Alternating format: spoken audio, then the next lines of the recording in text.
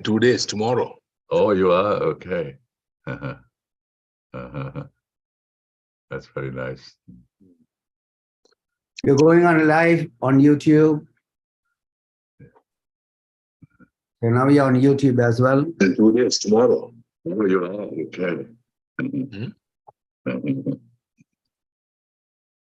No one is joining us. Are you flying West Coast? You're flying Singapore? West Coast, Singapore. Yeah. Going to Singapore. I'm going to make a stop there. Yeah. And see some friends there also. Right.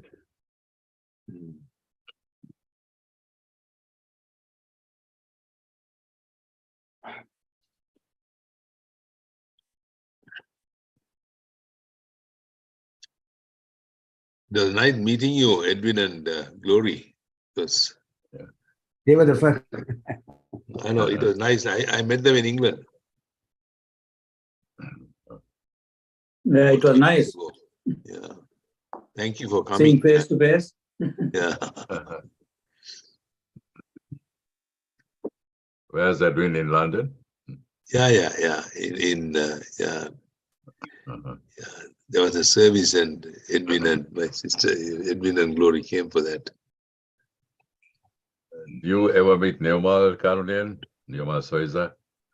He was very good friends with Yankees, you know.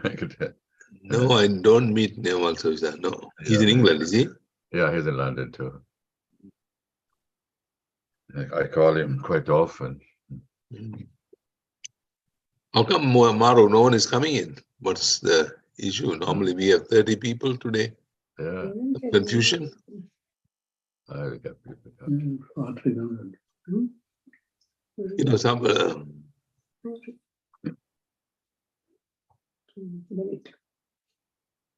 Hi, Benita. Hi, how are you? Hello. Hello. Karunian, Shanti is in Sri Lanka now.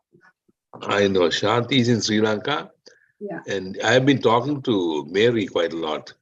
And Yeah. I'm going to Sri Lanka. We're all getting together on the 6th about That's what St. John's College. I'm going for the St. John's, but the medical school guys our batchmates are meeting on the 6th. Sam Soisan, Alin Perra, and you know, Mary is organizing it. Lal is coming. All Lalita, Lal, Sam, Mary, all are we having lunch on the 16th. So there are two. You have the St. John's one in Colombo for 2 days. Colombo 1 day. One day they're having a dinner dance. And then you're back to Jaffna. You're going to Jaffna also. Yeah, Jaffna is where I'm going to spend most of my time. 10 days. So Mary is there. Who? Your Colombo group. What is the program there? Over there is just a dinner and a dance or something in Colombo. But in Jaffna is what I mean is our batchmates. Our batchmate. Mary and Lal. I know. Mary, Lal and the Colombo group, I think it just eat, drink and be merry. That's good enough. Yes. Yeah. I think Pats had gone back. there. Mary wrote us that Pats and they had gone to States, isn't it? He's there too. Pats and yeah, they have come to Florida. Florida, that's right. That's right. How come it's snowing there, I know. We had snow yesterday. There's snow all over. Something is wrong. Anyway, any medication that you had in need, please take them and go. I don't think there is any medicines there now. Oh, outdated stuff is around. We are taking everything and going, yeah. Where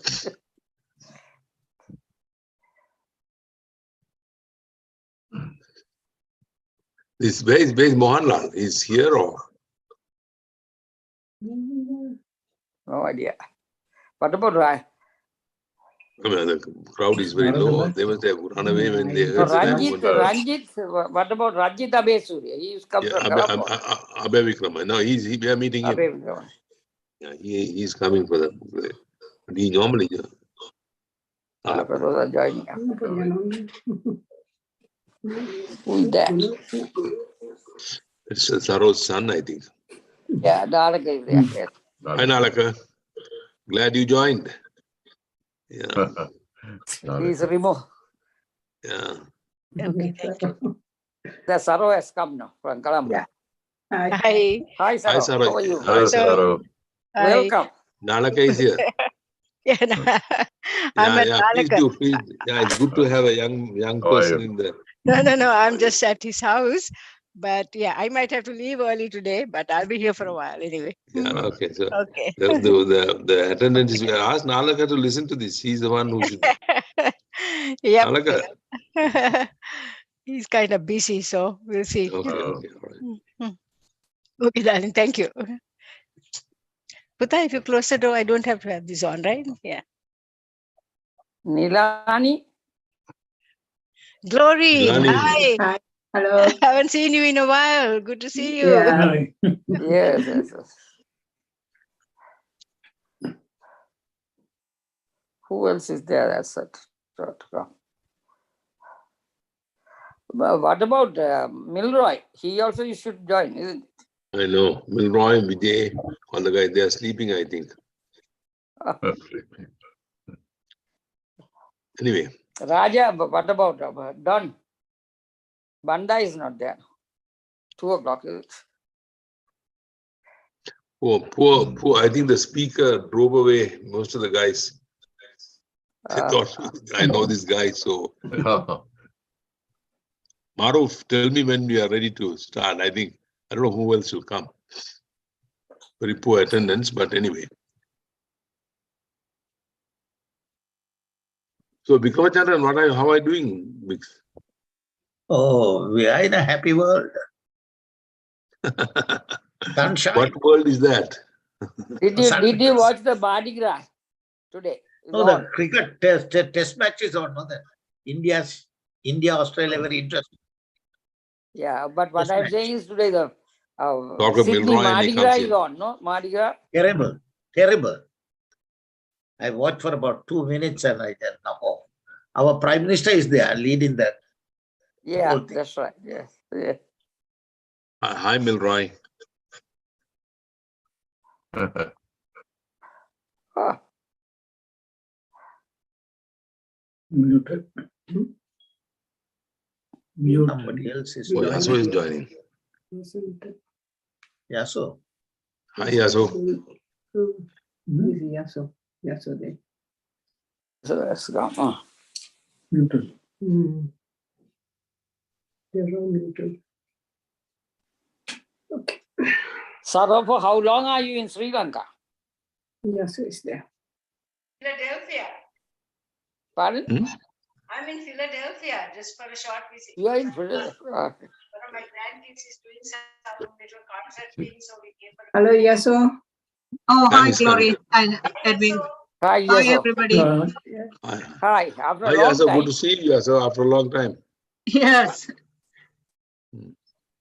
I was struck down with COVID, so I'm sort of still sticking at home. Yaso, Hey, Sam. we plan to be in Cornwall for a short few days in June. I'm hoping I can see you. Oh, that would be nice. Okay, I'll be in touch. Okay. So he says, yeah. I look Hi, forward to Sam. that. Hi, Carmen. Look forward Yeah. to meeting you soon. Look forward to seeing you. Yeah, I think it's more or less. I'm going to Sri Lanka and we're all meeting on the 6th.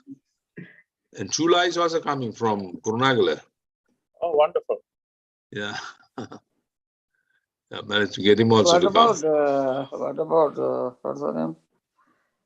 But Jupiter is also there in somewhere in Kurunagala, isn't he? Munamala. Munama. Oh, Hi, Milroy. Can't see your face. Right. Maru, you tell me when to start. You control the.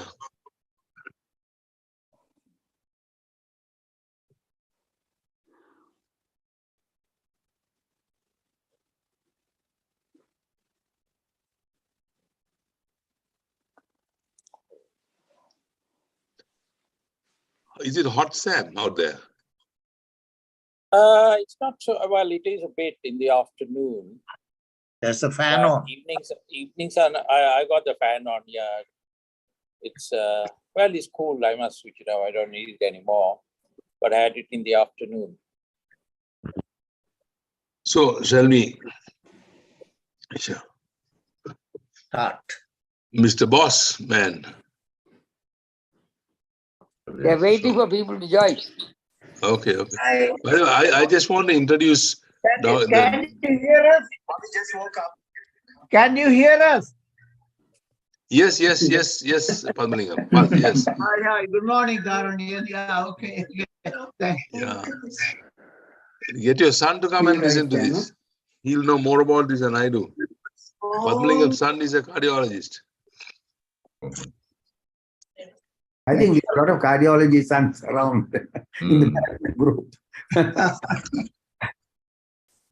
Good morning to everybody, or good evening for somebody. Good night for us, yeah. Hi, Benita. Good morning. How are you? Good morning.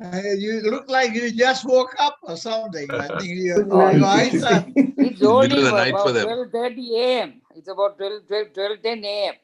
for us. So that's it. Give me 1 minute, Karanian. I think I'm trying to call Mohanlal, and after that we'll start. Even with a small number, they will join.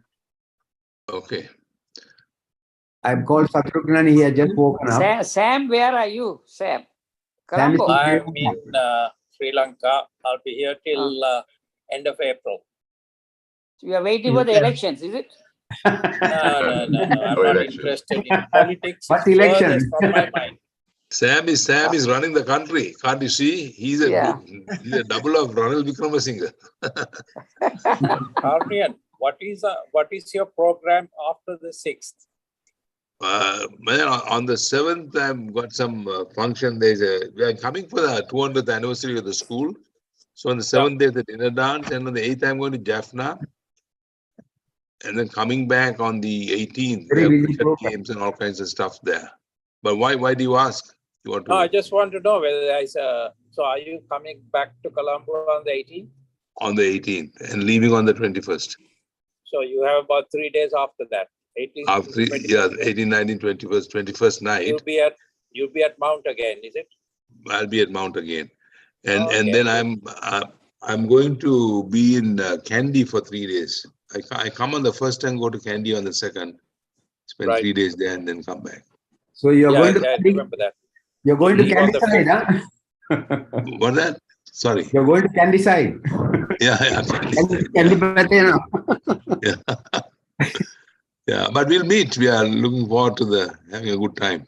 So that'd be nice. Yeah. Arunian, when is your St. John's celebration? 13th, 14th. I see. So you have about 2 weeks from now. Okay. Yeah.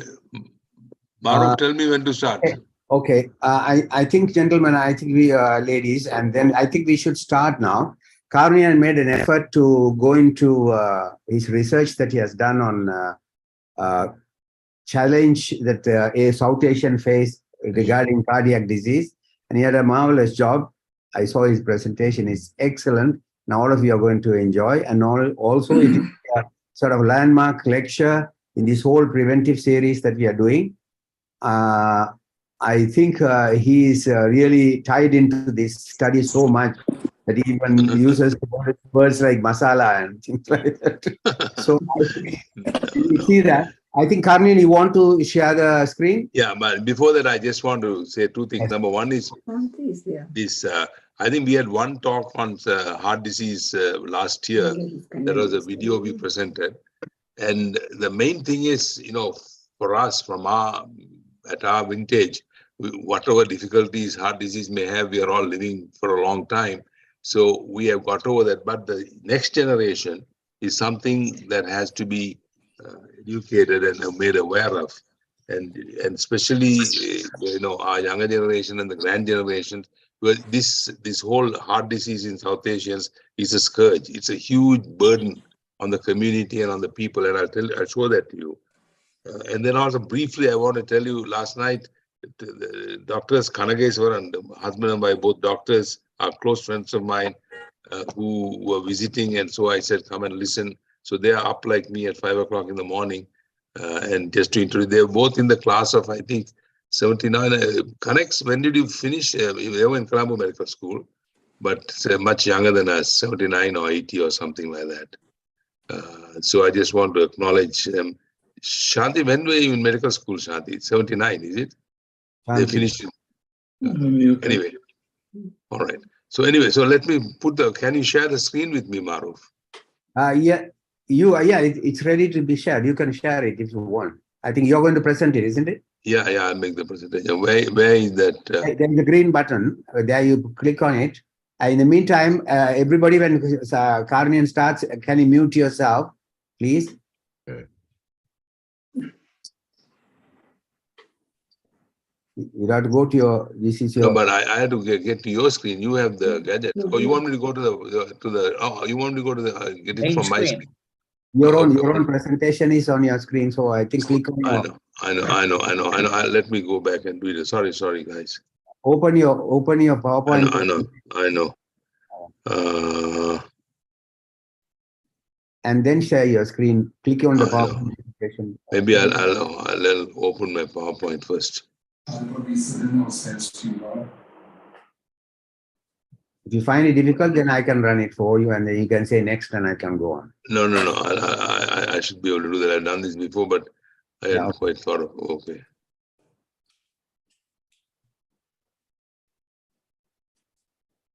I got it here now. I had to go to the. Now share the screen. I had to come back again.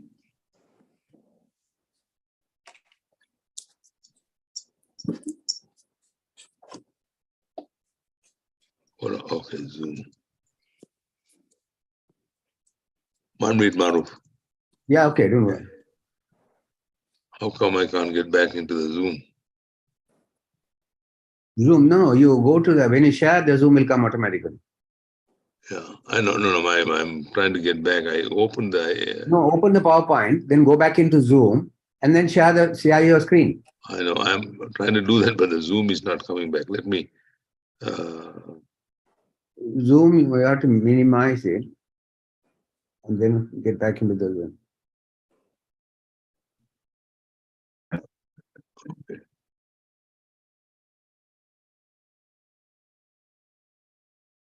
Maybe on 2 Zooms. You have 2 Zooms open. Yeah, first one will come as a screen, and then when you get into Zoom, then you will see all of us like this. What you're seeing right now is Zoom. We can see you. You can see me, then I should be able to. Now, and in this screen of yours, you have a gallery screen.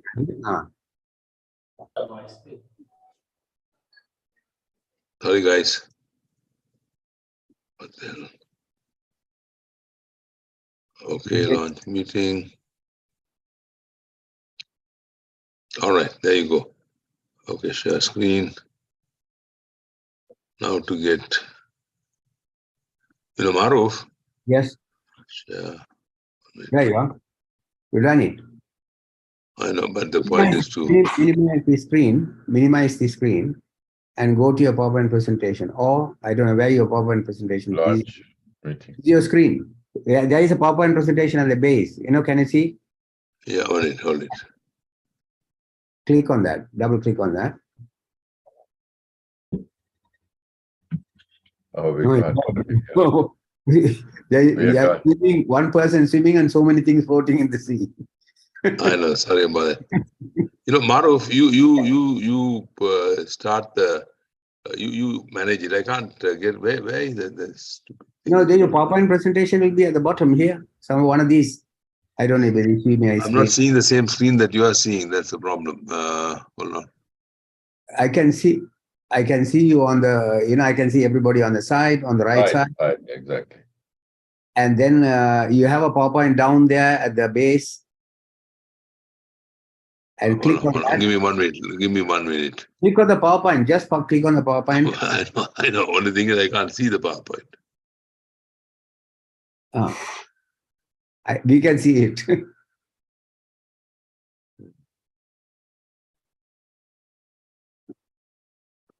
You know, 1 minute.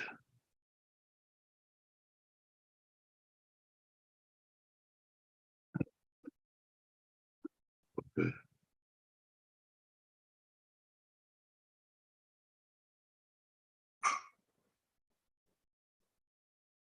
The wrong number. Okay, now let's see whether I can.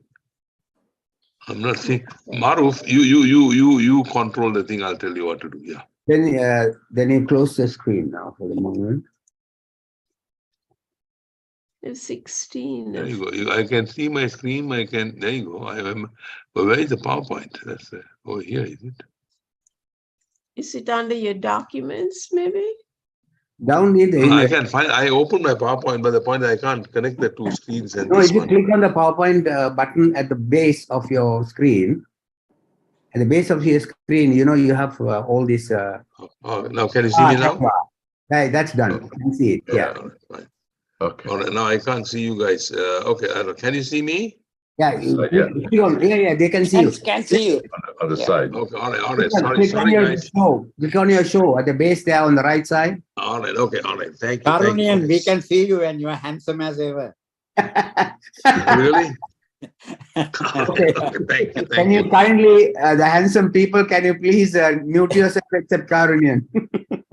Okay. All right. So let me start. I'm sorry for the technological difficulty we had. Okay. Essentially, I want to tell you one thing. The content of the screen is mine, but except for the last few slides, but the artistic work is totally Maruf. Okay. Oh, no. And I gave some dry lines and Maruf did the rest. Number one. So thank you, Maruf. You know, if in future, whenever I give a talk, I'm going to get Maruf involved because he makes it looks nice. Okay.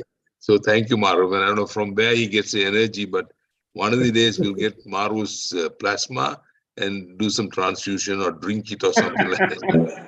See whether he can do the same thing. So that's number one. Number two, thank you all for coming. And this, as you know, is a bit of a passion of mine. If you recall the reunion we had in 2004, soon after the tsunami, I gave a talk on a thing called a metabolic syndrome, which was new at the time. I don't know how many of you remember that. I don't know how many of you were there. This was in Colombo. And it's the same kind of theme that is going on. And then that's sort of related. But I'm coming from the focus of what a metabolic syndrome does to a people. And it's particularly devastating to our community. And to go forward. And one thing, Maruf is designating the next few talks as a heart-based talk, because we are going to get Kumar's son, who's an interventional cardiologist, to talk to us next time or the following time.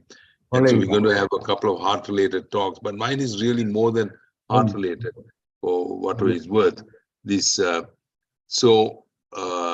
give you an idea of our slide, okay, you can see me, right, when I do this, right? Okay. So South Asians are people whose ancestry can be traced to the Indian subcontinent. That is India, Pakistan, Bangladesh, Sri Lanka, Nepal, Bhutan, and Maldives. Okay. This is the definition of South Asian.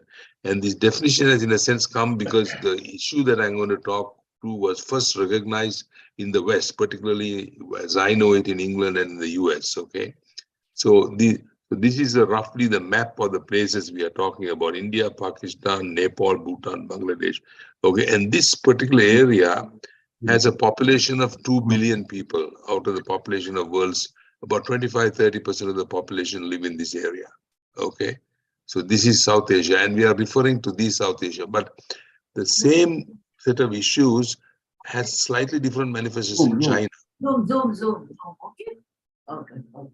Okay. For instance, while in this part of the world, the metabolic syndrome manifests as a heart disease, in China, for some reason, it's stroke that comes in. So there are some mild difference in the manifestation based on what we don't know, but hopefully we'll find out. but there is a particular difference in manifestation. But so we are referring to these people who live here and the people also who have migrated out of this place. For instance, in the USA, there are 4 million Indians, 500,000 Pakistanis, and decreasing amount of people. These statistics from 2018. Sri Lankans are about 50,000. Okay. And this is the population of the South Asians in the USA. Okay. So I want to start off by a story, and this is a real story. A friend of mine who lived in Australia, he moved in the 80s to Australia, had his children there, his son there, and his wife. He was married to an Australian girl, and his 43-year-old son, and he came happily visiting back to Sri Lanka for a vacation. The son had a friend in Kandy. He went to Kandy to a restaurant and never came back. He collapsed and died. So I'm sure we have all heard stories like this, right? I'm sure all of you have heard stories of sudden deaths and sudden heart attacks in young people of South Asian amongst us. And I'm sure if you look around, even in our family, I don't know of anyone who cannot think of someone who had a sudden heart disease. I don't know whether in our medical school batch people had it, but if you recall Gompa Gunatilaka, right? Gompa was an athlete and, I think Mohanlal's good friend. And people in our own family, in my family, my two brothers had it. My nephew who died of it recently, about 2 years ago. So it's a thing that affects us, but we take it for granted. For instance, we take it as fate or as part of aging. We don't think of it as a disease. At least was not until recently. Okay, that's what I don't know whether others have any opinion on that, but that's the way I see it. We see it as a was it fate? Was it part of aging, or is this a disease that can be prevented and treated? And the point I'm making is there is a body of information available, and now it is clearly considered a disease that can be identified, prevented, and treated. And it's getting better and better at the identification and treatment. Okay, now this is at the young people who die suddenly, but also in the older age, South Asians have more heart disease. And the question is why, what can be done about it? And that's being now understood and acknowledged. This only started in this, maybe in the 80s, 90s, and so on, but now it's considered. And this year in the US is a very significant thing. There was a bill passed, which means money comes, a lot of money comes in. It's called the South Asian Health Awareness and Research Act of 2022. And this bill was introduced by a congresswoman by the name of Pramila Jayapal. She's a very prominent congresswoman. She's very liberal, and especially during Trump time, she was very, very, very prominent. She was born in Chennai. She's of Malayali descent. And she brought the bill in, and now the health and HHS, that's the sort of research arm of the medical establishment, they are supposed to research and understand and treat, work on heart disease. So there's money attached to it. This is a huge thing for us because we'll get more knowledge very soon coming. And then I want to also tell you there is a study that is ongoing. It was started in 2010. Okay. And this study is fashioned after what is called the Framingham study. It was a classic study. We'll talk about it a little later. But this study is called the Masala study. And it is called Mediators of Atherosclerosis in South Asians Living in America. Okay. Masala study is a multi-center study.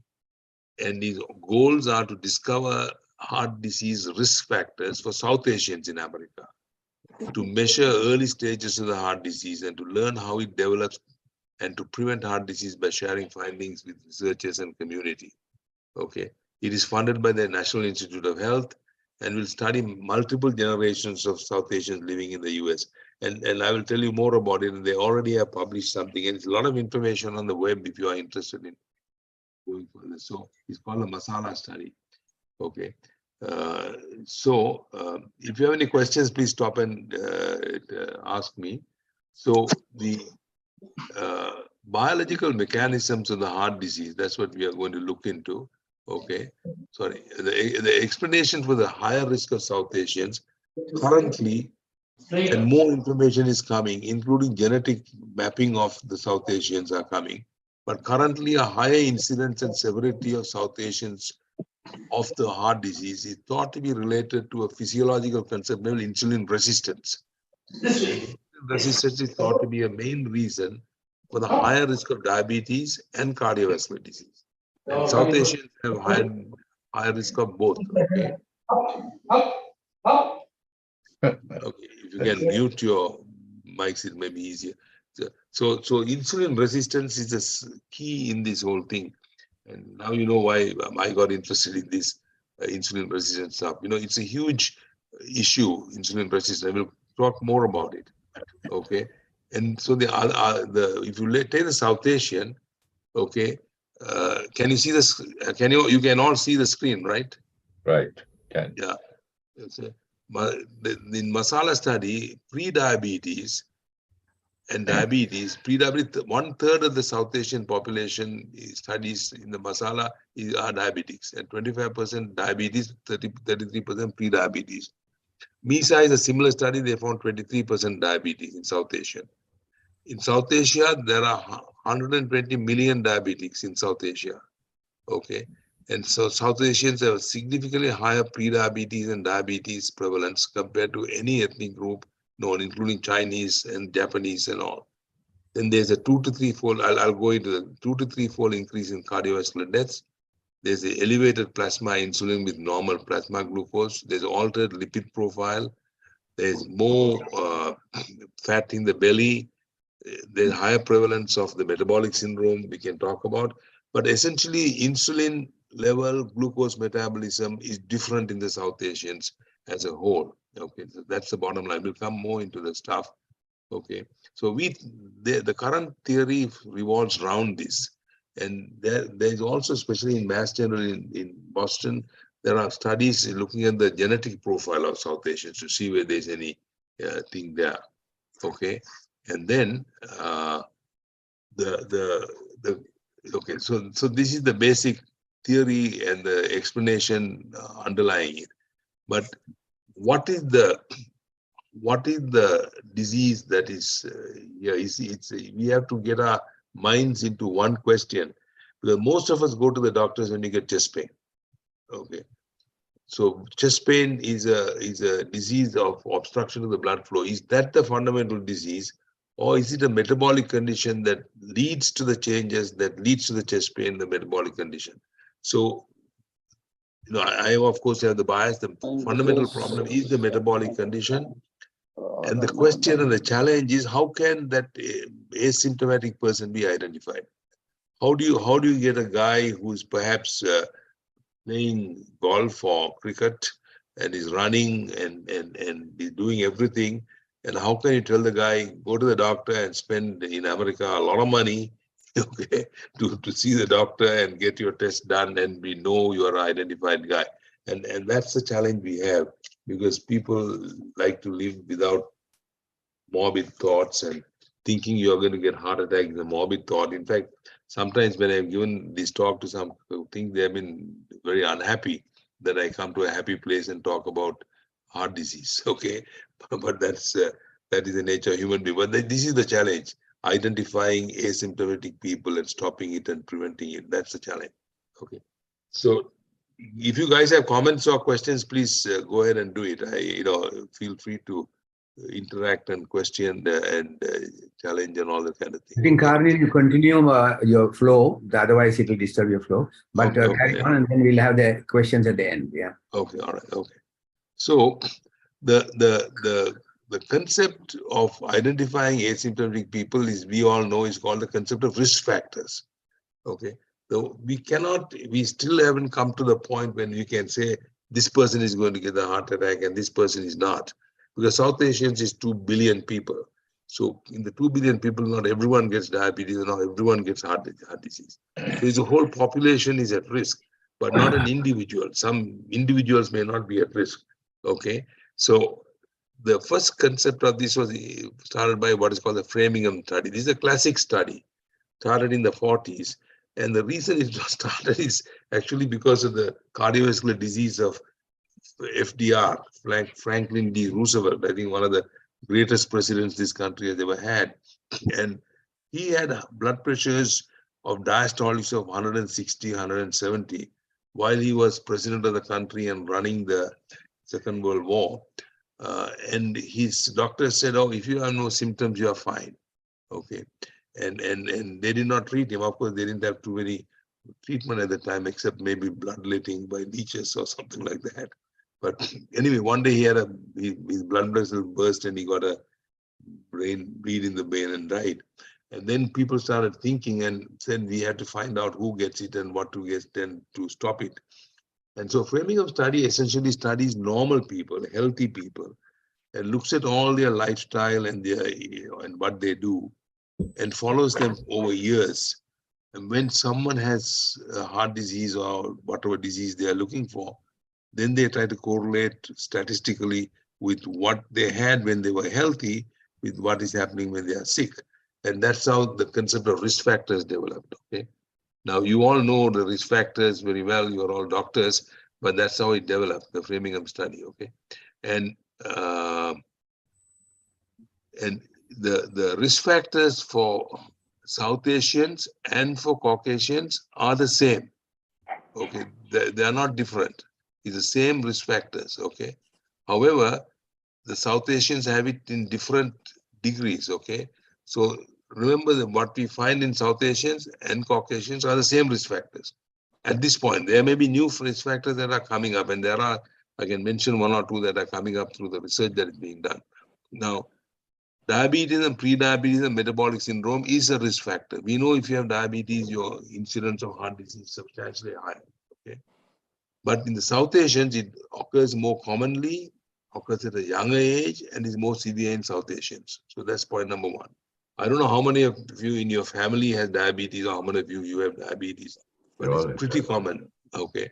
I went to Sri Lanka 2 years ago, and all these fellows are running around there and they take some metformin and they think they're all right, asymptomatic diabetes, and they're sitting on a thing and they don't know that something is going on. And they're all going to get heart disease and their life is going to get cut short by about 10, 20 years. And they don't know when they're 35, they don't know it, but it's very common at the young age and more severe. Second risk factor is high blood pressure. Again, higher incidence seen in South Asians. Third factor is lipid profile. Okay, South Asians have a higher concentration of, have a high HDL LDL ratio. They have a low HDL, high density lipoprotein. The lipoproteins are differentiated by their density and their response to electric stimuli, and the high density lipoprotein, which are the fat guys, they are the good ones. They are the people who are protective. There's more fluffy stuff there. The low density lipoprotein are the bad one. LDL is what the cholesterol treatment with statins is based on LDL level. And in the US, you treat anyone with LDL over 130. Okay, but the HDL are the good guys. And what happens for us in South Asians are good guys that protect us from the bad LDL is low in us. So we have low HDL, and that's routinely seen. I had low HDL from the time I tested. I still have it. And there's little you can do about it. Statins don't change it, okay? And also, we have high triglyceride level. High triglycerides and low HDL are related, okay? And then we have obesity. Now, obesity in the West is defined as obesity BMI greater than 30. In the South Asians, metabolically, the abnormalities of obesity is seen when they are with a BMI of 25. By the way, you all know what the BMI is, right? Body mass index. Okay, that is a measurement to look at your weight in relation to your height. Okay, so the threshold for BMI is 25 for South Asians. Okay, and the abnormal metabolism is seen in South Asians at about 25. And South Asians always have a higher abdominal visceral fat. The accumulation in the fat in our body is in the belly. If you take the African Americans in particular, it's in the back, in the gluteal region. But for us, it's in the belly. Okay, and then there are studies that compare South Asians to Caucasians, and we all are less physically active. And we also, a lot of us who eat ghee and so on, there's a myth that if you're a vegetarian, it protects you from the heart disease. That's not true. If you're a vegetarian and eat a lot of ghee, that is causes heart disease. Okay, and there are also other psychological factors. Depression is associated with it. I can't say South Asians are more depressed than Caucasians. And then, of course, South Asians have more premature heart disease. And then now, can you see the last part, the ethnic background? Now, in the US and in England, ethnic background is a risk factor. Okay, so in England, they have a measuring scale that's a little different from the US. And in that, if you're a Caucasian, if you have a risk factor of 1, if you're a South Asian, they consider it a risk factor of 1.4. Okay, so they have recognized the ethnicity as a risk factor while they are looking at the mechanism, and it's a risk factor. Okay, then going on, there is what is called the South Asian phenotype. We worked it out. So South Asians have a higher risk factors relative to Caucasians, even when their weight is lower. This has been described as the South Asian phenotype. The features include leaner muscle mass. If you look at the Olympics, there's never an Indian or a Pakistani who wins any Olympic titles. Okay, so it's interesting. There's almost 2 billion people there, but very few guys get any Olympic medals. That's the interesting thing that people don't understand. It's all Caucasians and African Americans, and so African people. Okay, and then we have leaner muscle mass relative to the height, thinner arms, thinner legs, and high amount of belly fat. This body type is associated with insulin resistance, high triglycerides, low HDL, and increased markers of inflammation. Okay, C-reactive protein and so on. Okay, so going down further, and so before we go to, okay,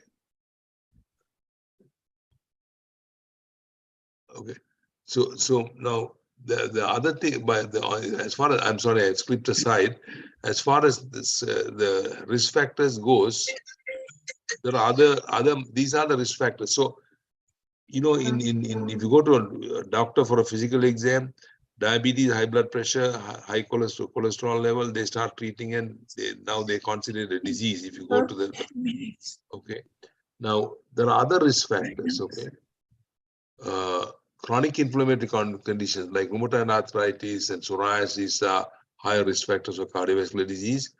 And then premature menopause, premature ovarian failure is also another risk factor.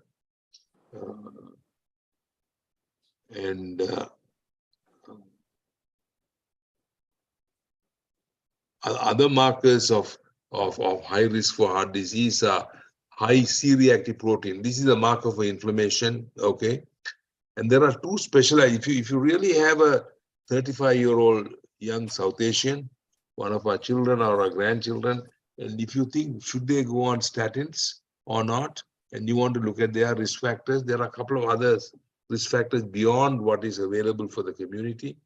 One is apolipoprotein B to apolipoprotein A ratio.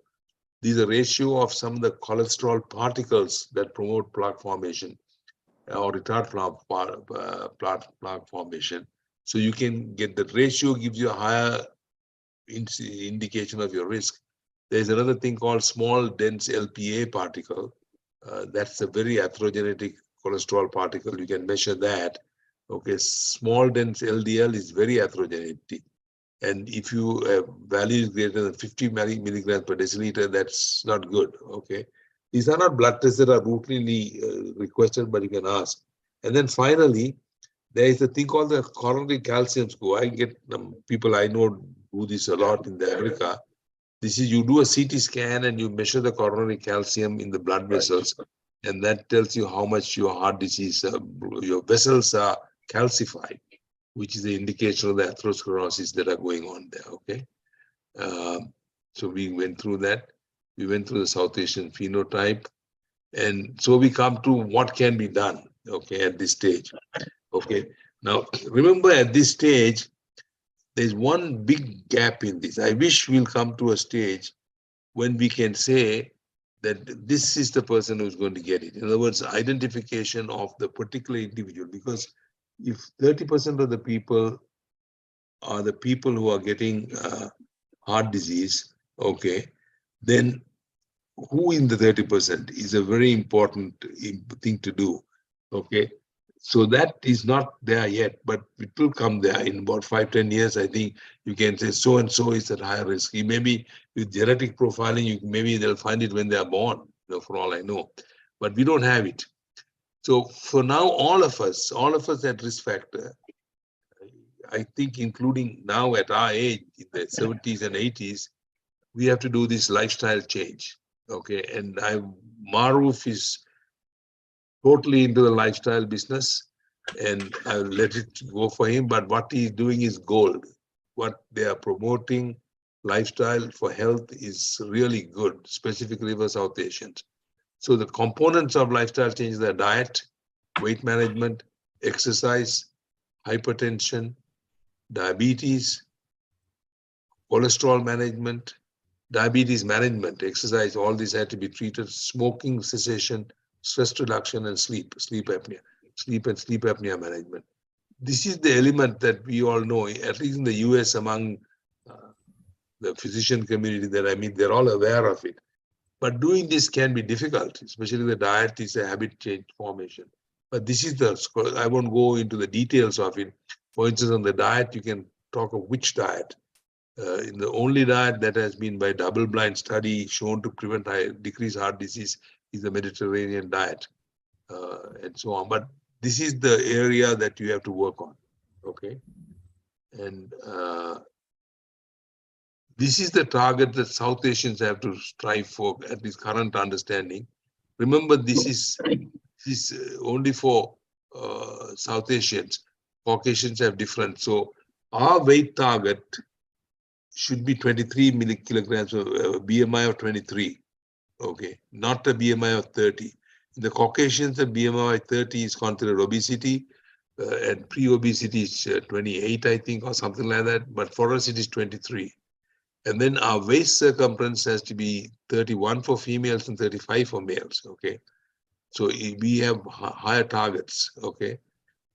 Weight-hip ratio is less than 9. I mean, these all come in the condition called metabolic syndrome. I've skipped, I didn't want to go into too much. Maybe we can talk on a different day. But weight-hip ratio is another measurement we can do, and it has to be, the waist has to be broader than the hip. Total cholesterol 160, LDL cholesterol 70, non-HDL cholesterol, that is cholesterol that is the good cholesterol, even not that, all this other cholesterol, there are multiple fraction less than 100, triglyceride less than 150, HDL greater than 40 for males and greater than 50 for females, and glycohemoglobin less than 5.7. You all know what that is. And the LPLA less than 100 millimoles. So these are the targets that we have for the South Asians, which is a little different. Okay. So this is the guidance that for South Asians, and the first thing you do is to accept the reality we are at higher risk. And this is a very difficult thing to do. I don't know, you can talk about your children. Accept the reality that you have this problem and understand the South Asian risk. Number 2 is calculate your BMI, measure your waist-hip ratio, and then do all these things. Blood pressure, fasting, leave the doctors, go to the doctors and get all these testing done to understand your risk. And then you take actions. Don't smoke, eat healthy, regular exercise, walk for 30 minutes every day, practice sleep hygiene, manage stress and yoga, and the doctor has to help you to control the blood sugar, blood pressure, lipids. And then most importantly, this is my passion at this old age of mine, spread the information. Be an evangelist for good health, like what Maruf is doing, okay? Now, I missed a earlier slide. I just want to go back to it before I talk about how the insulin and so on. There's one slide just to show you the extent of it. Yeah, this is just to show what the issue that we are dealing with, okay? South Asians account for 30% of the world's population, yet account for 60% of the cardiovascular disease in the world. Because we are double the reason, not only in young people, but in older people too. South Asians like us who are living in the West are 4 times more likely than Caucasians to get heart attack. South Asians get heart attacks at a younger age compared to other population groups, with more than 50% of events occurring in individuals before 50 years of age. A higher percentage of South Asians who get a heart attack are likely to die from it, 30 to 40%. South Asians generally have more severe heart disease in the blood vessels, and lesions tend to be more diffuse, so that the disease is more, and they die from it, they are more, and they get it more often. And some people have noted that South Asians have smaller coronary arteries, but others are questioning it that it may be a manifestation of the diffuse disease that narrowing of it itself. Then percentage of cardiac deaths occurring before age 70 is 23% in Caucasian, but it's 52% in India, in the country of India. An average for first heart attack is 53 years in South Asians, but 59 years in other populations. So the point I'm making, we have a big problem, and the answer to that is to go back to this slide, which is what to do about it. Okay, I think this slide. Okay, accept the reality, get into a good diet. I didn't discuss diet and all that. That's a discussion by itself, and we can discuss it. A lot of the diet is so basic. I think a vegan diet or a Mediterranean diet are the 2 things I'll recommend from studies, not out of prejudice or purpose or feelings, but studies have done it. And plant-based diet. In fact, I arranged for a wonderful doctor in the community, in our community, called Dr. Ekanayaka. He's a good friend of mine. He's a plant-based diet, he propagated that idea, and we can get him to give us a talk. So that is the story. Okay. Now, I think I'll stop at this time and have a discussion, and then go to this section about insulin, if you guys still want to do that. The insulin has insulin-based diseases. I'll just go through it. There are a whole bunch of diseases that are due to high insulin. Diabetes, metabolic diabetes, gestational diabetes, polycystic ovarian disease, which I remember those days was the Stein-Leventhal syndrome in our time. And fatty liver, hirsutism, gout, and so many things. But we won't discuss it. Let's stop at this point, Maruf, and let's have a discussion. Okay. So, can I go back? So, I think you can close. Stop sharing. Okay. Yeah. Yeah, Karunian, Yeah. I want to ask you a question. The thing is, now, Go ahead. Yeah. Karunian, now in medicine, everything we are trying to diagnose as early as possible. For example, now take breast cancer. We are going to do gene studies and BRCA1 and all sorts of things, and do bilateral mastectomies and also, do we need to do that? Diagnose. You don't let people enjoy life anymore. Well, I don't think, Narada, I can tell you so many experiences I know. Okay. My own family, both my brothers had angina in the 40s. One was a physician, he was a consultant physician, other was a diplomat. And I can tell you their lives was substantially constrained by the fact that they had a young family and they had heart disease. My father had a heart attack when he was 51. And I myself, even though I did not have symptomatic disease, because I was into this quite early for whatever reason, whether it is genes or my action, but I myself, I can tell you my goals in life and what I did was substantially stifled by the fact that I was at risk for heart disease. Okay, I mean, there were things I would have done if I had known I was going to live till 81. There are certain decisions I made. So it is Major issue. Now, Milroy used to give Milroy, you can chip in because he gives a lecture on the preventive things and he can tell you. So Narada, having the disease is not happy things, okay? When you think you are at risk factor. And doing this exercise and what we are recommending, if you get to it as a habit, it's a very happy thing, okay? And so I don't know about breast cancer and BRCA, that's a decision that each individual has to make. But getting breast cancer, I have a niece of mine who is pretty young. She's just been diagnosed with breast cancer, and it's not at all a happy thing. So I won't do that.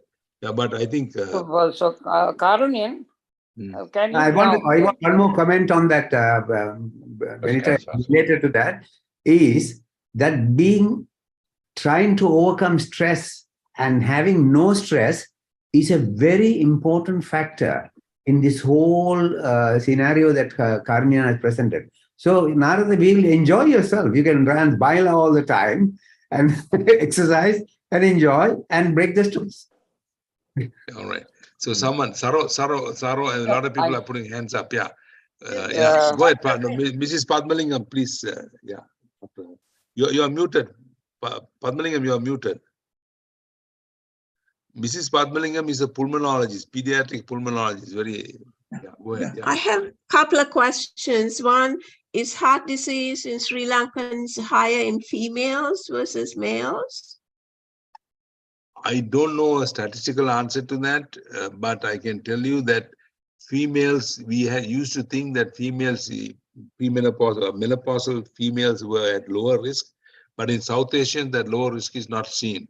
Even childbearing females are at higher risk, at least from the US studies. But I don't know the incidence between males and females in Sri Lanka. And the other question is, if a Sri Lankan who has lived in Sri Lanka versus a Sri Lankan who had moved to the West Coast, is there a difference in heart disease? Obviously, right? Because the environment. No. The incidence of heart disease as being abnormal was first recognized in the West because there was a population to compare against. When you have 4 times more heart disease, then you start thinking about it. However, the incidence of heart disease in South Asia, in Sri Lanka and in India are the same as those who migrate out. It is not more for the people who migrate out. It is just there's more awareness in that. They have studied these statistics.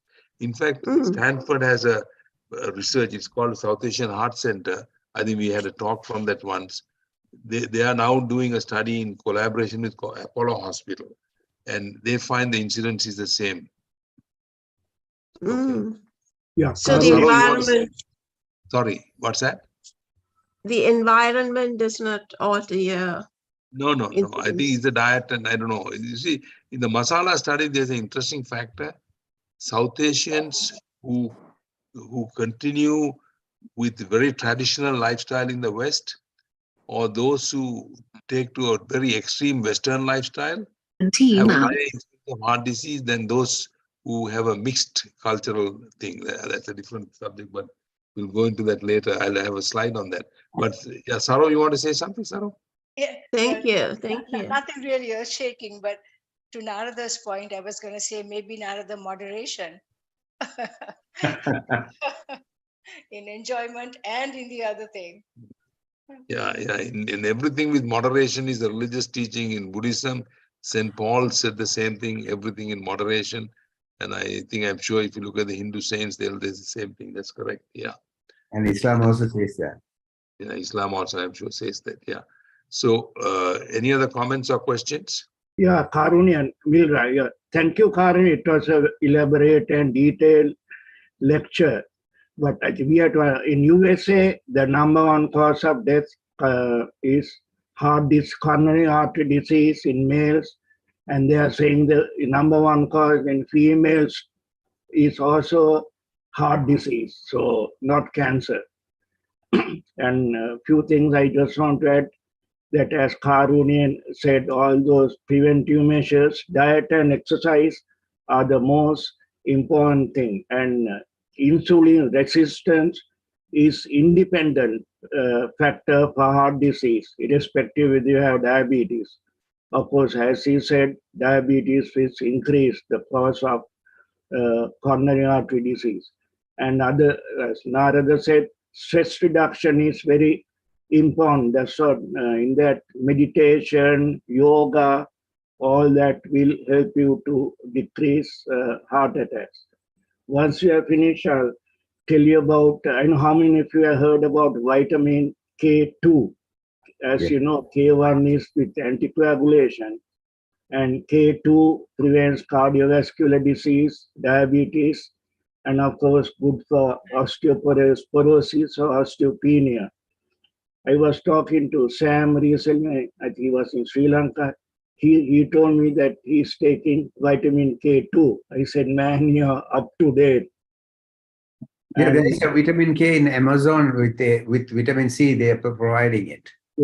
I think it's a combination they're providing. So vitamin K2 is another critical supplement in addition to vitamin D3 for the bones.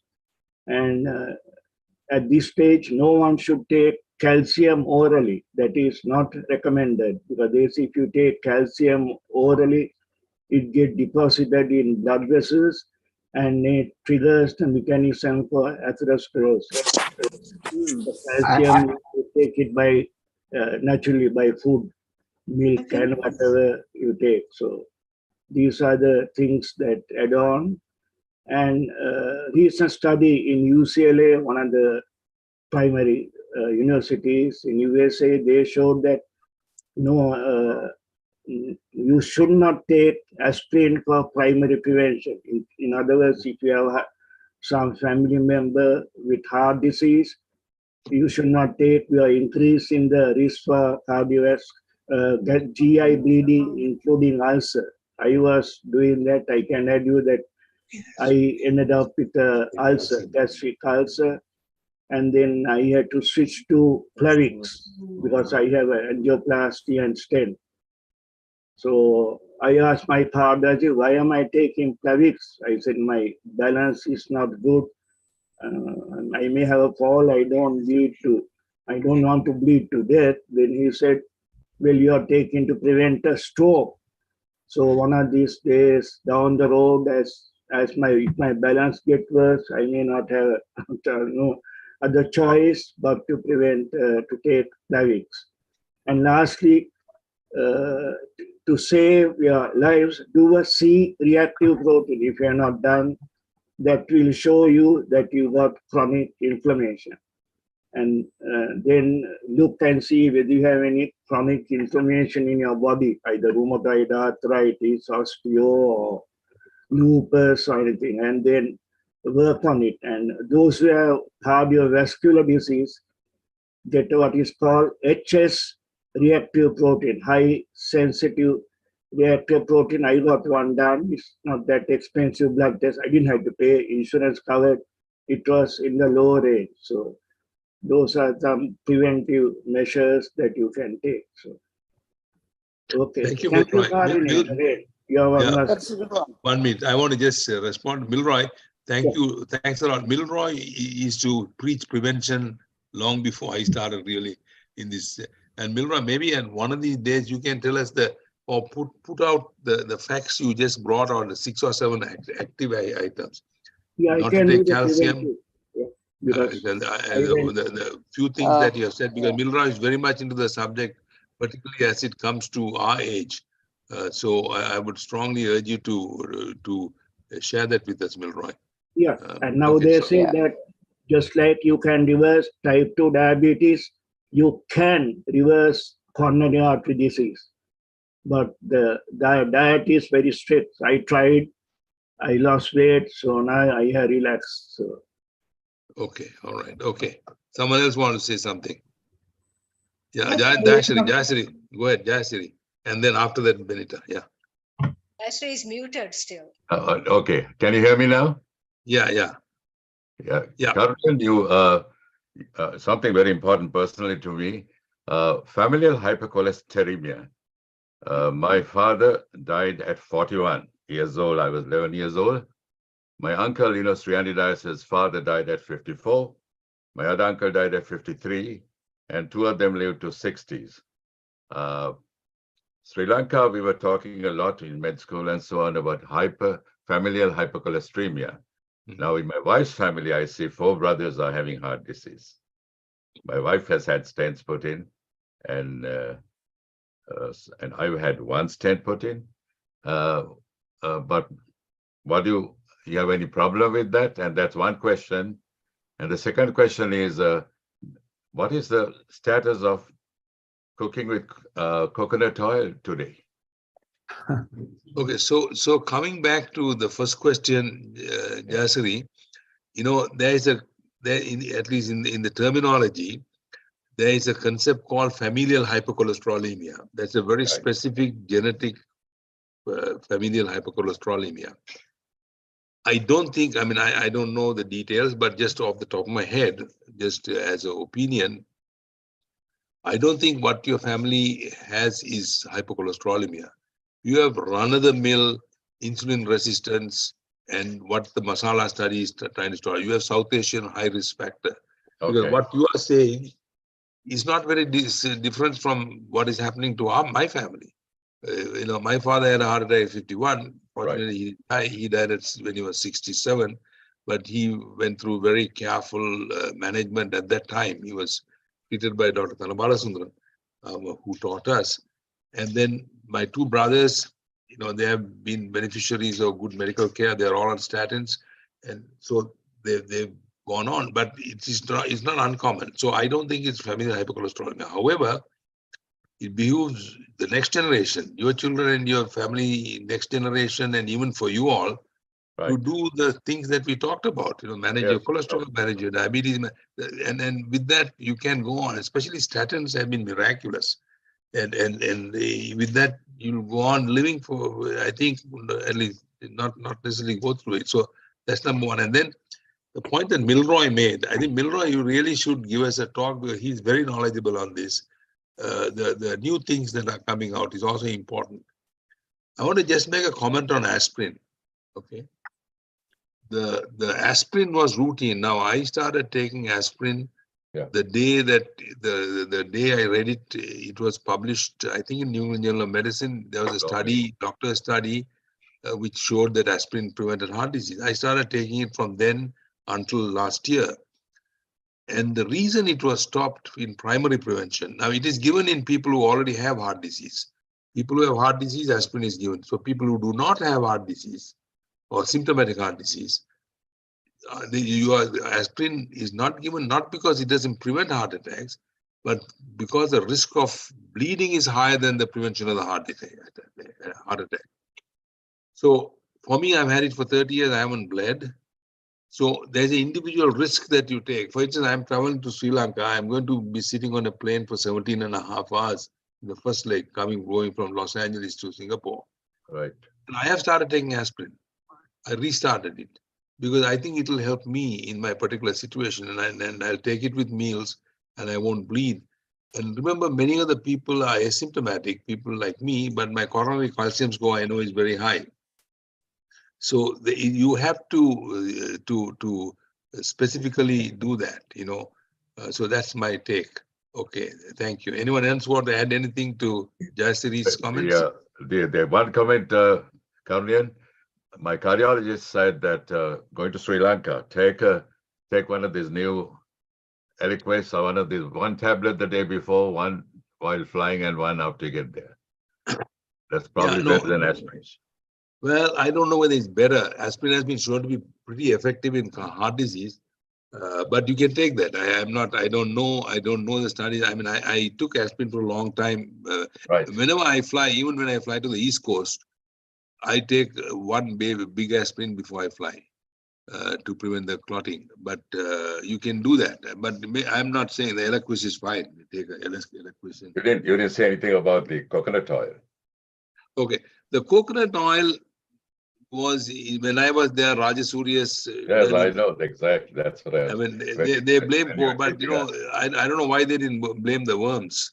Okay, because everyone had worms and everyone got heart disease. I don't think there's a single study that says coconut oil causes problems. Okay. However, what is now known is that use of olive oil and certain oils, the Mediterranean diet oils, are found to be positive by studies.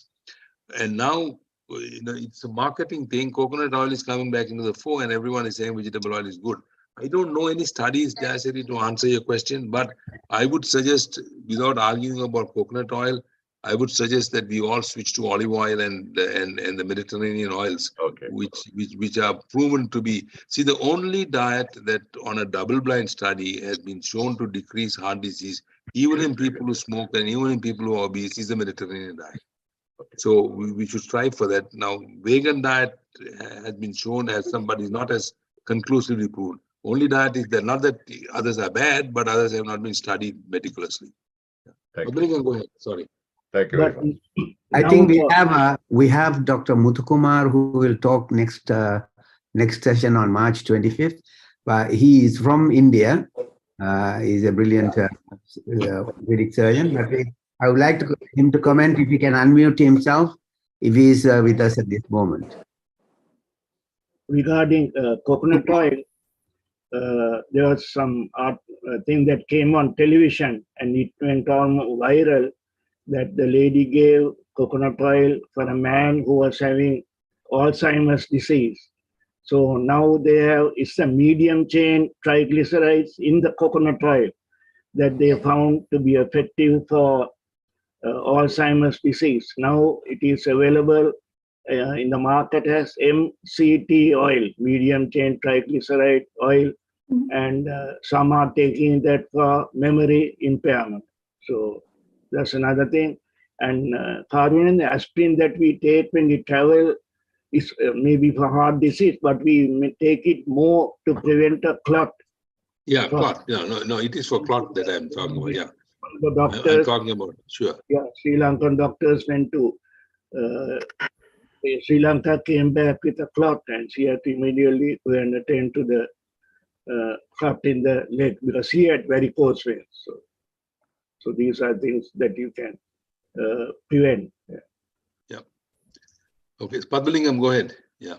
Yes, Karanian, it was an excellent presentation. A man past 80, all of us are past 80, excluding Maruf. But what I want to say is a couple of very strong statements. At past 8 years, I have a cardiologist son. He got me to have a cardiac cath last year. I have a 60% LAD blockage. He felt it was not good enough to have any form of even a stent, but he asked me to, besides taking Lipitor, atorvastatin, he also asked me to take 81 milligrams aspirin. I told him, I am too old, I may have a GI bleed, but he said, your heart disease is going to get you and you can even get a stroke. So the proponents of aspirin, and I'm proud my good friend Karunian is on aspirin, on the strength of the advice my son gave. I am taking the 162 milligrams of aspirin, but the values of life are simple. We all are blessed that we are all past 80 except Maruf. What I want to say about values of life is my cardiologist son is a vegetarian. The mom cooks shrimps and even the meat like chicken and whatnot. He will come, he will never touch any one of those. And he's only 46 years old. So I do have diabetes. My mother was diagnosed to have diabetes at 60 and she died at 83. All I could say is we all are blessed this far to be in the 80s. Prevention is better than cure, but I have 12 words of wisdom. All of you have it, I know. Being Karanian, being the son of a Reverend J.T.R. Lanandam, he has those 6 words: honesty, respect, responsibility, trust, caring and sharing. Thanks to the good Lord that we all did that as doctors. And then in America in 1972, on my first Sunday, I tuned up my black and white TV. There was this pastor who gave a nice sermon. At the end of the sermon, he said, by the way, we all can be happy. And he said, to be happy, I'm going to give you all only 4 words with the letter F, like your father. Thanks, I remember my father. He died at 83. He was a teacher, so he taught me also a lot of values. So the 4 F's the pastor said is faith, the Lord Almighty. We all have our own way of getting to be having a Lord Almighty. Faith, family. We all are very good family members. I have 6 grandchildren, thanks the good Lord. Faith, family, friendly. And here we are after almost 56 or 55 years. We are together. We are friends, friendly, faith, family, friendly, and be fair. We have been fair and have been giving to people wisdom as well as strength as being caring doctors. But that night I was a bachelor. I married in 1973. I was thinking about the pastor, and then I said, Soma, why don't you add a few more F's of your own? And here we are. We are all very frank people. Frank. The number 5 F is from Soma Padmalingam, Frank. And then my conscience said, Soma, don't go too smart and go too far. My conscience said, I am given only one more chance with one more F, and then I should stop. So I thought about it. This is my realization. The good Lord Almighty has given every human being a conscience. The conscience is given to every human being. There are about 8 billion people in this world. In my judgment, the Lord has given the same conscience to all 8 billion people. With that statement, I realize we are guided. Every person is guided by the Lord-given conscience of ours, and we have to be firm by following the guidance given to us by the Lord Almighty. And here I am, Soma Padmalingam, who came to America in 72 with $200, is having a family, having a son who is a cardiologist. Other 2 are also college graduates. I believe in the Christian 6 words of honesty, respect, responsibility, trust, caring, and sharing. And thanks to my mother said, your brother is already a doctor, you got to be a doctor. So the mother's advice made me the doctor. With that, thanks for giving me the time about what I am all about. I am thankful to the Lord. I will continue taking my aspirin, and I think I am waiting for the Lord's call, because the belief is in the Lord's kingdom, there is always peace, and possibly, if we are lucky, we may get some red wine. Thank you. Thank you. Thank you. Thank you, Padmalingam, for that. I would say it as a words of wisdom. Yeah, words of wisdom. Amen. Yeah. Amen. Amen. Yeah. But thanks, Padmalingam. Do appreciate those. Your coming from your heart. It was very powerful and appreciated. But Sam, go ahead. I will talk to you tonight. I wonder, is there a role for vitamin K2? Yes, only. Yeah, I don't know. Milroy, you want to? Sorry, Sam, go. Sam, go ahead. Yeah, before that, I just want to find out if there's a role for vitamin K2. They say that vitamin K2 prevents calcium, makes vitamin K2 ensures that calcium gets to the bone and nowhere else. So it doesn't get deposited in arteries. I don't know whether you have heard or read anything about it.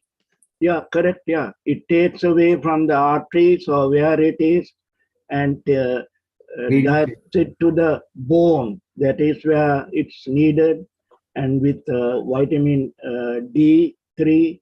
So both those will help you with osteoporosis and osteopenia. and it reduces cardiovascular disease, obviously connection there.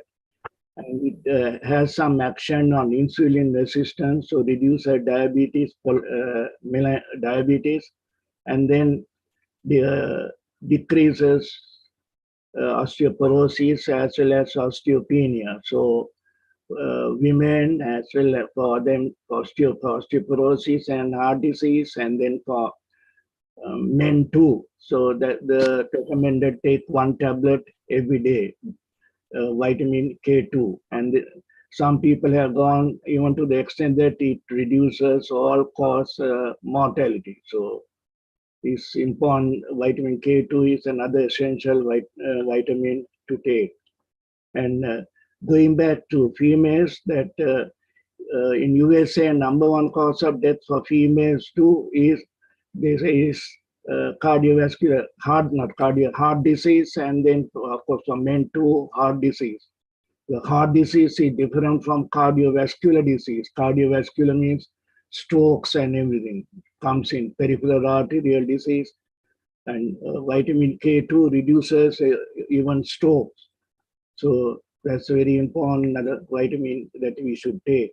Palmolium, I think you should reduce your aspirin to, please reduce it to 1 a day because of the risk of GI bleeding. Taking 2 is no different from taking 1, except for the GI effect.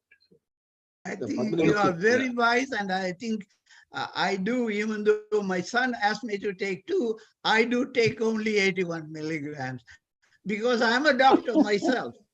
I have to doctor myself according to how my conscience tells me is the best thing. But I am very happy that the good Lord Almighty brought me to the West and then gave me a chance to have a family.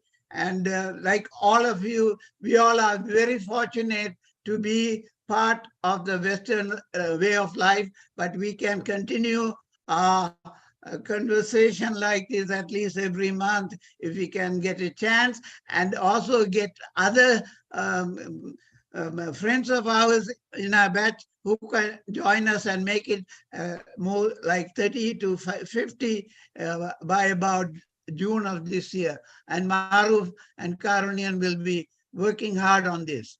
Thank you very much again. Thank you. I think you will live for about another 25 years, Milroy. Okay, thank you. 1 minute. I just want to, Sam, in answer to your vitamin K2 question, I really don't know. And I will try and look it up. And I'm also planning to have a talk from a good friend of ours in the community here. He's very good. He's a fellow who pushes plant-based diet. His name is Ekanayaka. He's from the Colombo Medical School, Deepal. And I should have asked him to come today, but it didn't strike me to do that. So he will get more information on diet. I'm not an expert on that, but we will all look at that and get back to you on that, Sam. Okay. So Ranjit, you want to say something? No. I was going to say, I have sort of a vague recollection of the part played by vitamin K in the coagulation process. Does anyone really recall? Which one? By what? Vitamin K in coagulation. There was a vitamin K, vitamin K1. No, the vitamin K. Sorry, coagulation. Does anyone vitamin. Sorry. So I'll tell you what a vitamin K is necessary for the clotting factors. If you recall our physiology, we had the clotting factors cascade. It starts off with certain things and then it becomes a clot. Yeah. And vitamin K was necessary for factor 8 or factor 7 or something like that.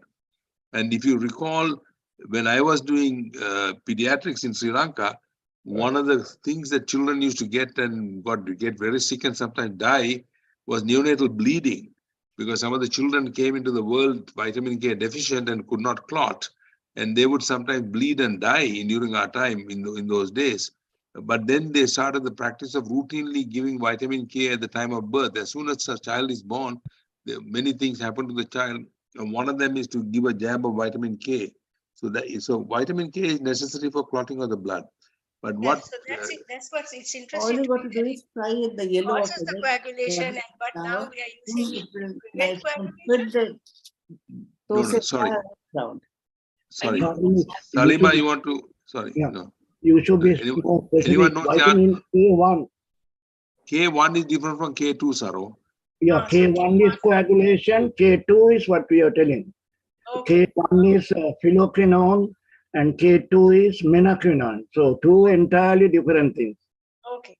And K1 come from plants, from the green leaves. They say people on warfarin, they can't take anything greens because it will affect the warfarin. Whereas K2 come from animal food and fermented food. So, you take soy and all that, so you are getting K2. K1 is different, entirely different, two entirely different factors here. All right. Thank you. So Milroy, I want to ask you a question. Milroy is really knowledgeable on this. He's done studies on this, given lectures on this. Milroy, can you give a talk to us? But he's far more knowledgeable on the older folks and their health issues. Maybe on get into more details about prevention of heart disease. Yeah. Non-heart, coronary artery disease. Yeah. So can we say, can you talk by the end of next month? I'm not going to be here, so Maruf or someone else has to take over running the meeting. I'll be in Sri Lanka, but in March or April or whenever it is, April, May, June. I think April will be fine, Milroy, if you can, because next month I have asked Dr. Muthukumar to talk to us about locomotor system problems. That's fine. April, I'll let you know, Maruf. Yeah, April. Yeah. Okay. Yeah. Okay. Any other comments? Yeah, Salima, you want to say something? Can I ask a question? Thank you, Karanian. It was a very good lecture. What I want to know is there any association between taking statins and the unmasking of type 2 diabetes? Yes. I'll tell you, it is whether it's unmasking or whether it's promoting, I don't know. But statin, especially rosuvastatin, has been associated with higher incidence of type 2 diabetes, particularly in the older age. So the higher doses of rosuvastatin, older people, there's a higher incidence of diabetes that comes on when you take statins. And of those, the most potent one is rosuvastatin Crestor. Is it Lipitor? Is it Lipitor? Lipitor also does it. Lipitor, the most potent is called Crestor, which is rosuvastatin. Atorvastatin is Lipitor. So the answer to your question is yes. However, it has been studied, and the beneficial effect of statins outweighs the risk from diabetes that comes on. Diabetes is it dose related? Beg your pardon? Is it dose related? Because when I Yes, got my heart attack in last year, July 15th, they put me on 80 milligrams of Lipitor. Yes. And I was until this January pre-diabetic. But after this, in January this year, I got type 2 diabetes. Yeah, the answer is it is dose related. And they give a high dose of Lipitor not only because of its cholesterol effect, but also because of its anticoagulant effect and anti-inflammatory effect. Yeah, but you are also on anticoagulants like Episcoban, Sure. and clopidogrel. Yeah, so is it also advantageous to take a statin as well? Yeah, the answer to that is I don't know. That is a cardiology question because it is post-MI. They do give high dose of statins. I don't know the studies that affirm it or not. However, the fact that you have become diabetic from being pre-diabetic is not a reason to decrease the statin.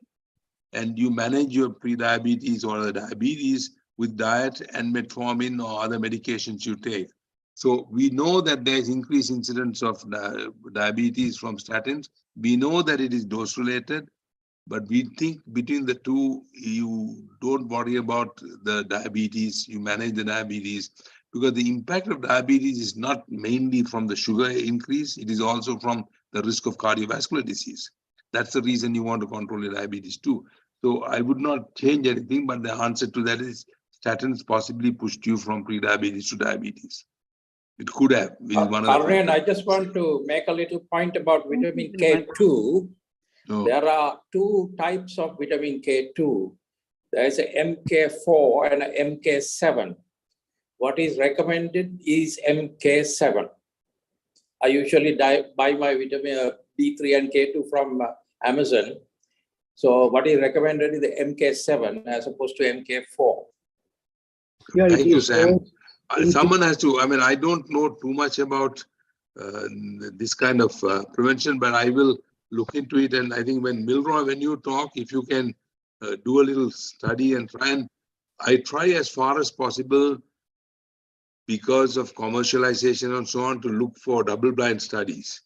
And I tend to be skeptical about those, but I will look at it and see. And yeah, okay. Yes. Okay. Yeah, it is Rajit, you want to say something? MK7 because I bought Sam MK7 sold as yes, MK7. that's the one. Yeah. MK7. Salima, take some vitamin K2. Okay, thank you. It will help your diabetes as well as your heart, and coenzyme Q10 for the heart. Okay. Go for K2 MK7.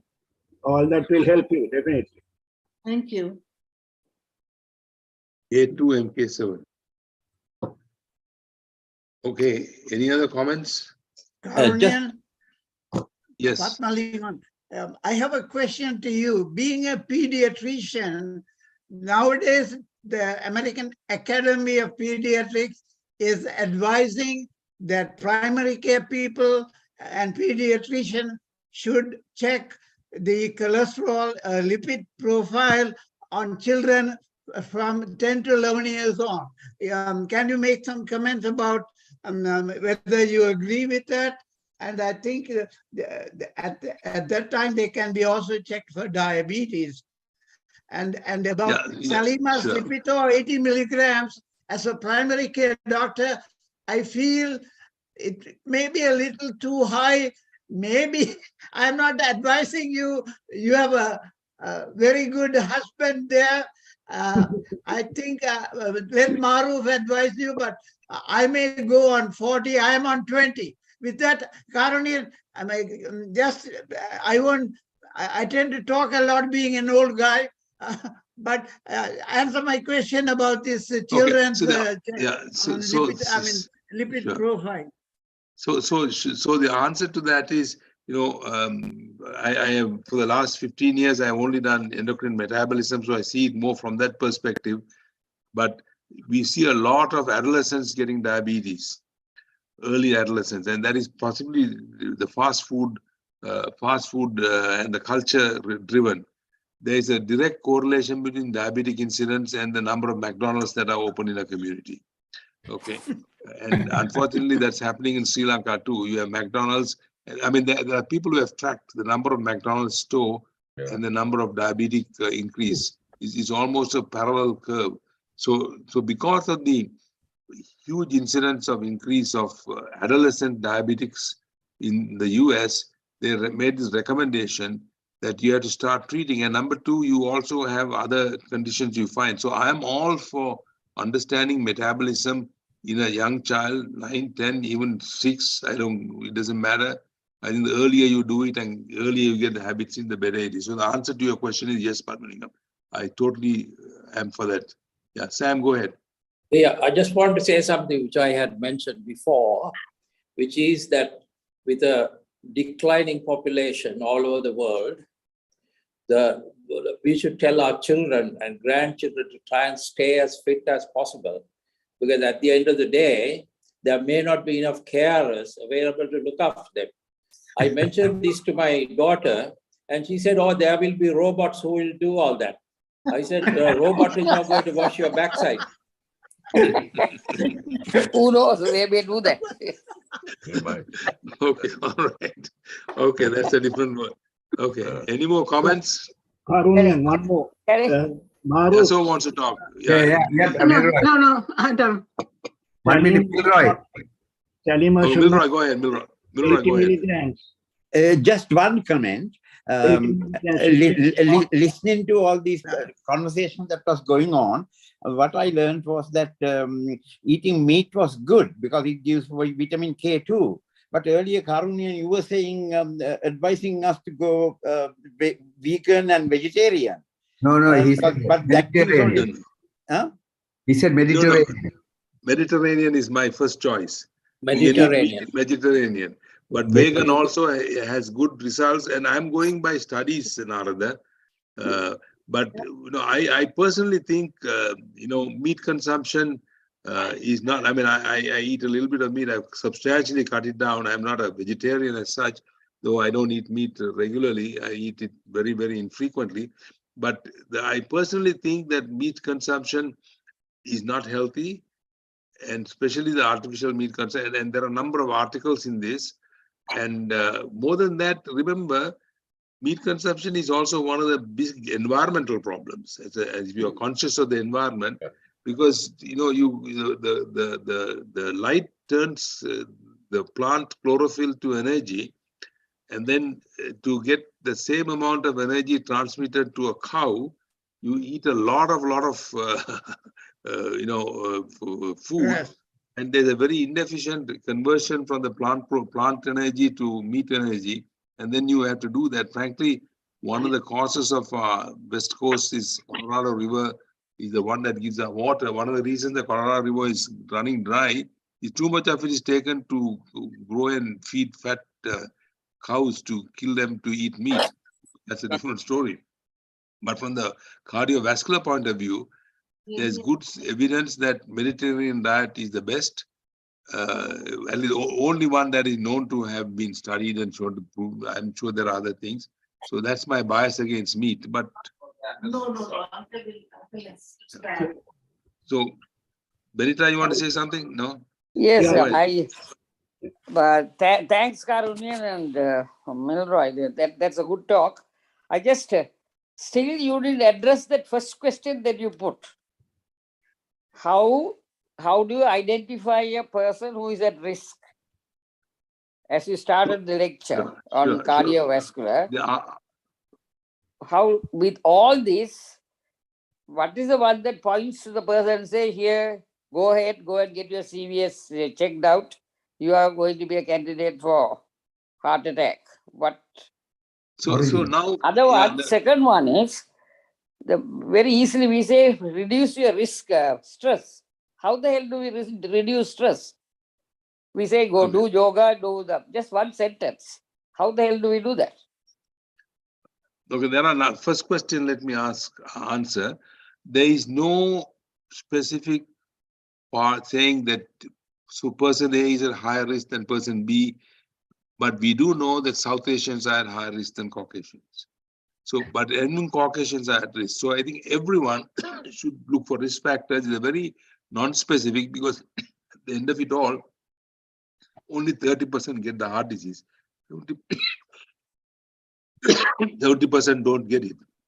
So it is a problem. However, people are working on it. One of the areas they are looking at is these gene clusters. And there is early investigation to say that you are able to identify people at higher risk through some gene factors, but much more work has to be done. Answer to your question is there is no one to do that. It is like everything in life. You just have to do the best and hope for the best. So there is no specific finding out A is at risk, B is not at risk. Karunya, Benita, your answer answered. Yes. Your question will be answered soon, because in USA they are starting at least initiative was started to start new healthcare delivery called precise medicine, precision. That is to deliver the medicine according to your genome, due to your gene. And from the genes, they can say this person is going to get heart disease, diabetes, and also whether Lipitor is better than Prevacol. It will show. But nowadays, we give according to the insurance. So that is coming very soon. And then artificial intelligence is also beginning in medicine. So all that will be mapped out in the future. Otherwise, you have to do, as Karunian said, some of those screening tests. And if you think there's no other way of detecting.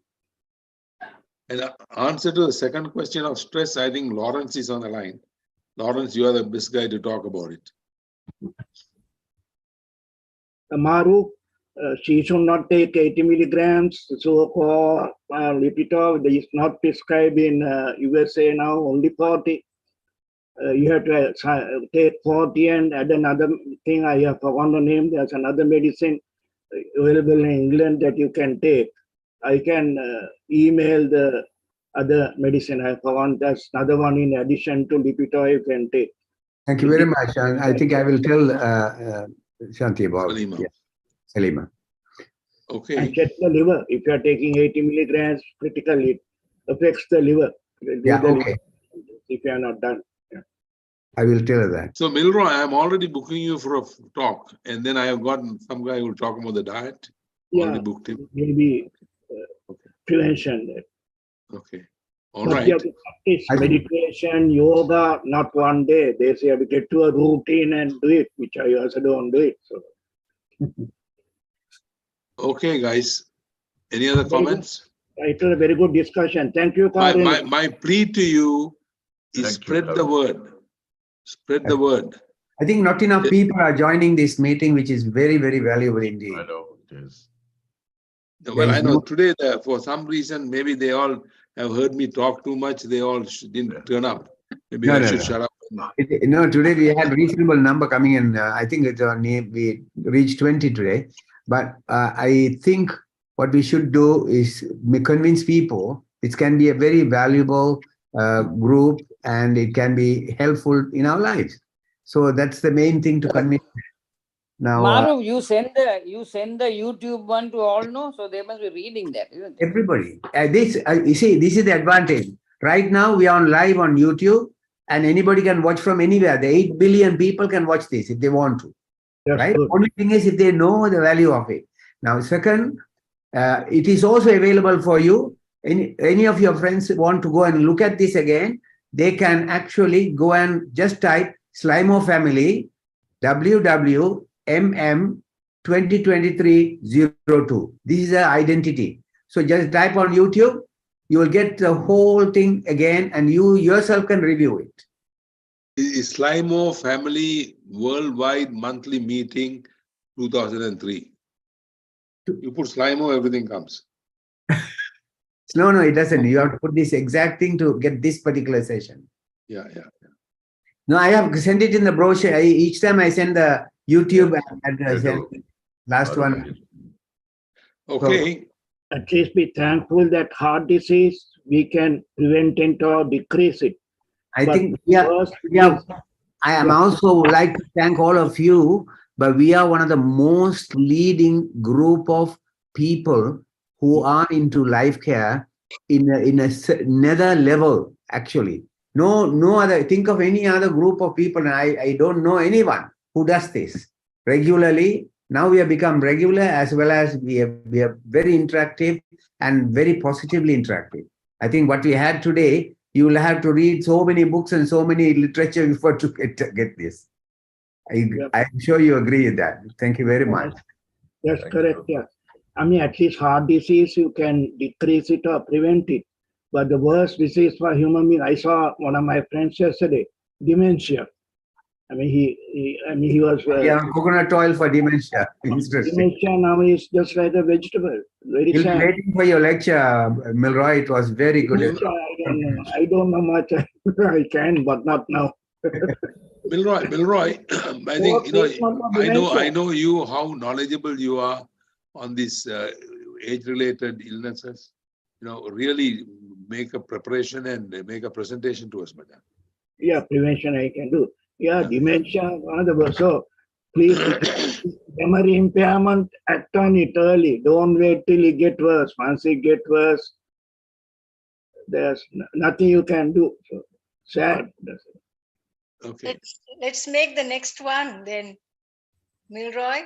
Maybe the next talk soon after. No, it is going to be in April, Saro, April. Huh? Because I asked Muthukumar to give talk on. After that. Okay, so maybe April, but like sooner than later. Yeah, as he that's says, dementia. I went for cardiac rehabilitation last 2 years ago. So it's still in my mind. So I can tell you how to what preventive action for heart disease, and not heart, coronary artery disease. You have to be more specific. Okay. Thank you very much. Thank you, Karunya, again. That was well done with all Thank those you. statistics and on that I learned so many things. Thank you. So, very good for a pediatrician, man. Keep your flag flying high. You know, I'm not quite a pediatrician at this point because I've gone away from it, but I still am a pediatrician in many other ways. So I'm now more into endocrine and metabolism from geriatrics to pediatrics. But I've done that for the last 20 years. But my training was in endocrine, which is cross age at this point. So I've enjoyed both. Yeah. But it is sad that we can't But measure. I gave Sam's son the injections.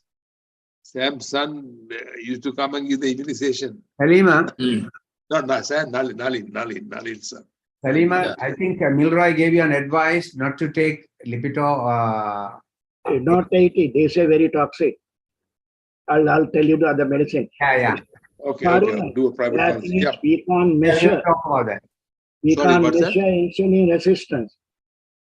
No, you cannot. Well, it can be measured in the research setting. Oh. Actually, the slides that I had was more about measuring. I'll show you one slide there. I will talk about insulin resistance more extensively down the slide, but I stopped it because I had talked enough. Your screen.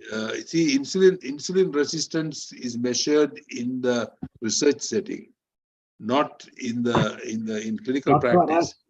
A surrogate for that is the glucose level and the insulin level, which you do at the fasting level. But there are no numbers. I wish they could get insulin resistance a number and say your blood glucose is 85, but your insulin resistance is this. People are working on getting quantification of the insulin resistance, but they haven't got a thing that can easily be available. So at this point, we just measure the insulin level and the glucose level and look at the appropriateness for one for the other. Hello? Yeah. Sorry, did I? Yeah. So there's no answer. Yeah. All right. Narada, you are muted. No, Narada. sorry, just to say I'm just going to leave. Thank you very much, Karunian and Maru. Yeah. Thank you. I too have to leave because I've got another Zoom meeting. Yes, Padmalingam. Last word for you. Thank you. Message to Saru. Thanks. Glory, how are you? Thank you. Let's Look forward to meeting you, Karunian. Thank you, Sam. And by the way, Ranjit, 12th is all done. You organize the people. Hello? 6th afternoon. Right? Yeah, I don't know. Various people are organizing. Your sister-in-law is also organizing again. Well, Mary is Mary is involved, and my sister-in-law is good friends with Mary. Yeah. Yaso want to talk. Yes, I Yaso. want to say something to Saru. Okay. No, she said she was going to come to Cornwall, so I took one packet.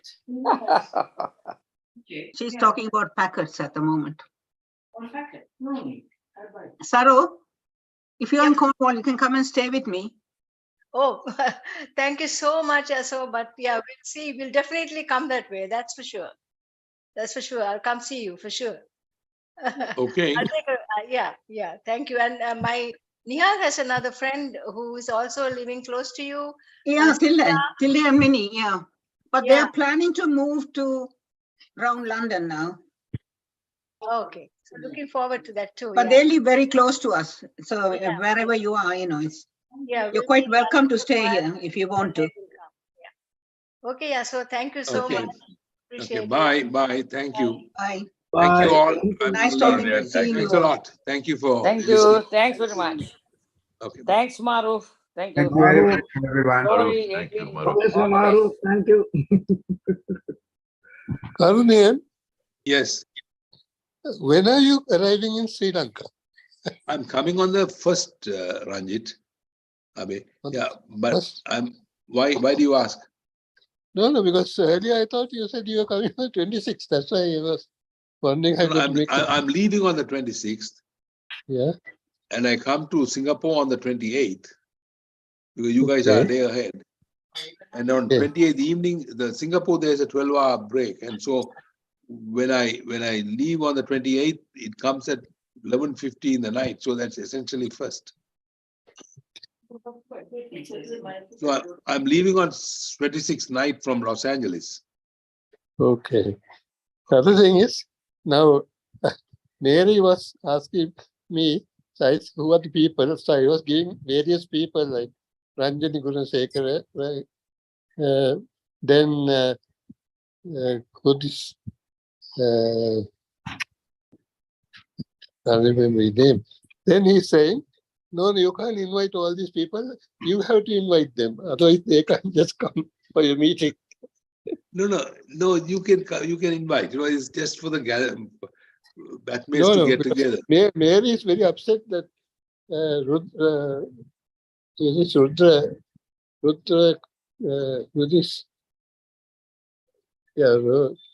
he's saying, I have been invited, but he says, we can't invite them. You have to invite them. No, I told Mary. The point is, Ranjit, I'm 13.5 hours away. And when I called Lal and he didn't answer. Sam and Nalin answered. Mary answered sometime. So it's difficult to communicate. So any batchmate, just tell them to come. No, and informal. No, someone, Chularatna had asked what the dress code. Dress code is anything that is acceptable is a dress code. It's just informal. We'll just meet and chat. Nothing big. So who is Ranjini Gunasekara is? Ranjini Perera. Ranjini Perera, right? Yeah, Ranjini Perera.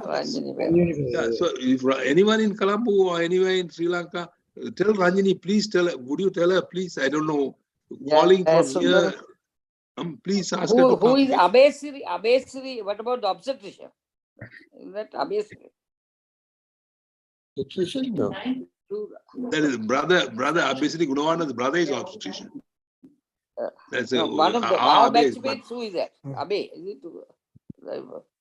L.U. Abesiri is not an obstetrician. He's in England. But Ranjit, will you tell Ranjini to come, please? Yeah, but Mary is saying, no, you shouldn't do that. No, you can. I'll talk to Mary. I can't do it. No, but anyway, when I come to Sri Lanka, I may do it. Karunian said for you to call. That's what. No, this is a public invitation. Say that it is being passed on officially. Yeah, no, I will talk to Mary and tell her.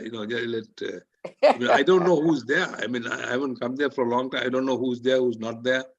No. I think best is to Karunian put Ranjit as a coordinator for the Sri Lankan section and tell him to call everybody. Ranjini is on WhatsApp. That may be a better bet. No, he's looking for numbers, I think. Bring the spouses also. That's all. Don't worry about numbers here. Well, did actually vaccine problems on this thing? I don't know about talk about vaccine problems, but we're just discussing now. Okay. Okay, all right. I got to go. I got another Zoom call. Okay. Okay. Thank you. Thank you. Ranjit, look forward to seeing you. Look forward to seeing you. Take care. Thank you. Thank you. Karunian, I'll call you tonight. Okay, do that. Thank you. Thank you. Okay, Thank you. Maruf, Salima, okay. Maruf. All the best. So Ranjit, call Ranjini, please. Huh? Ranjit, okay. All the best. Okay, right. Thank you. Bye. Bye. Thanks for everyone. Maruf, advise Salima the right way, man, according to your knowledge. Okay, I will. She's listening as well, and I'll talk to her now. Thank you, Ranjit.